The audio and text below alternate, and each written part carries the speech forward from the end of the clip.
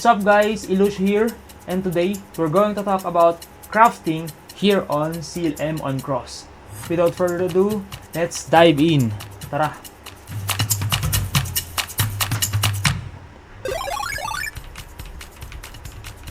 First of all, para mag-craft, punta muna tayo sa town. Hanapin nyo, if ever na nasa labas kayo or out of the town, click nyo lang yung capital Elim. Then hanapin nyo si Albert, the Master Craftsman. Ngayon, kapag nandito na kayo, kausapin nyo lang siya at hanapin nyo yung weapon or armor or equipments na gusto nyong i-craft. So say for example, on my end, dahil mage ang ginagamit ko, ang gusto kong i-craft is yung Zade's Magic Hat.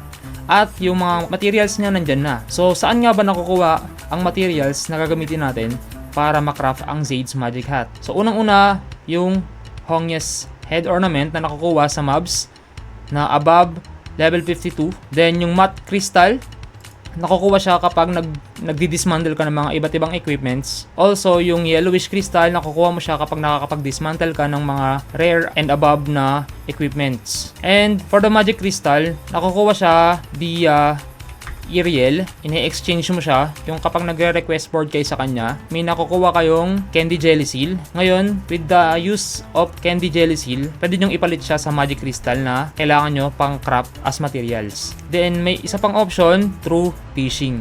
After ng magic crystal, meron isa pang material, which is yung Biles Mystical Cloth. Nakukuha siya kapag nagde-daily dungeon tayo, which is dito sa chest na to. Pwede rin via fishing din, which is kailangan nyo makakuha ng Eye of the Abyss para ipalit kay Koriko, the Abyssal Eye Collector. Here, Vile's Mysterious Cloth. Kapag meron kayo ng Eye of the Abyss, so 1:2 siya, 1:2 yung palitan niya. So after crafting nun, make sure lang na kapag magic kayo, magic din yung kukunin yung i-craft. Since merong iba't ibang type dito. So make sure lang na dapat yung ika-craft nyong equipment or weapon akma dun sa character na ginagamit nyo in-game. So as for me, since mage ako, yung pang mage yung gagamitin ko. Itong 4. Crafting your equipment is the best way para makipag-compete sa mga mas malalakas na dito. And doing this, hindi mo lang pinapakita yung pagiging player mo, kundi pinapakita mo rin yung pagiging consistent mo as you play along with the game here on CLM on Cross. So yun, mas marami pang pwedeng i-craft na equipments, check nyo na lang ng maigi, as well as yung mga crafting materials. As for the weapon, yan, marami ding choices. And basically, any weapons ang pwede mong i-craft, pero ipiliin mo lang yung dapat suitable sa karakter mo. Wag yung kung hunter ka, pas weapon ng warrior yung ika-craft mo, wag yun. Kasi hindi mo naman siya magagamit. So unlike kapag hunter din na weapon yung ika-craft mo, magagamit mo siya anytime or kapag pasok na siya sa record level mo. And of course, yung mga requirements na stats. Though may reset stats naman dyan, pwede mong i-reset yung stats mo, then ilagay mo yung mga dapat ilagay na stats requirements para masuot mo yung item bukod sa required level. Then for weapon, say for example hunter weapon pang level 45, ang kailangan niya is yung Radiant Slingshot. Basically nakukuha to sa mga mobs under or above level 41.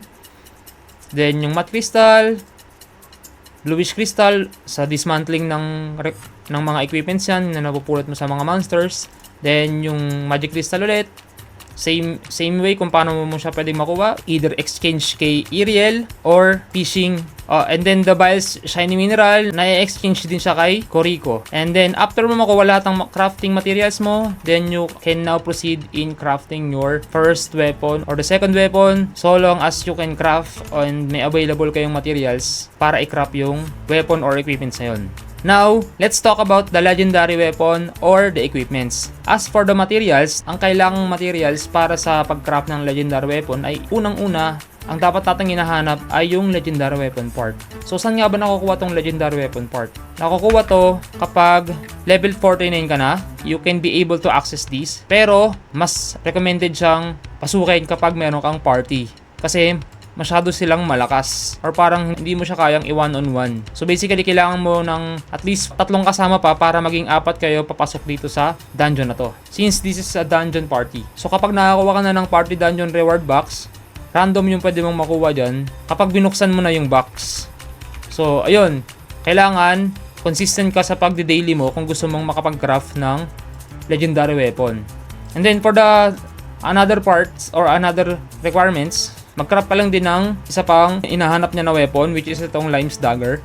Kapag alam mo na or gets mo na kung paano makuha yung mga crafting materials, mabilis ka nang makakapag-craft at makakapag-ipon ng mga crafting materials para sa mga iba pang gusto mong i-craft na equipments or weapons. The second crafting is yung jewelry or the accessories. Meron tayong mga 4 types of heroic dito. As a fair-to-play player ni Seal M on Cross, ito yung mga mara-recommend kong i-craft nyo. Tignan nyo na lang din yung effects, kung ano yung bagay sa inyo dyan. Of course, lalabas din yung required materials. So, saan nga ba ulit nakukuha tong subjugation coin?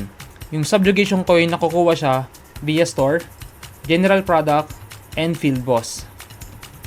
Ito siya. Pero paano nga ba magkaroon ng hunting token? Hunting token nakukuha siya kapag sumasali ka sa mga field boss tuwing 11 AM, 4 PM, 8 PM, 11 PM, 2 AM. Yung 5 set or schedule time ng mga field boss, dapat masalihan mo yon para at least slowly makapag-ipon ka ng hunting coin pamalit or pambili ng subjugation coin. So 50 hunting token will be equivalent to 1 subjugation coin.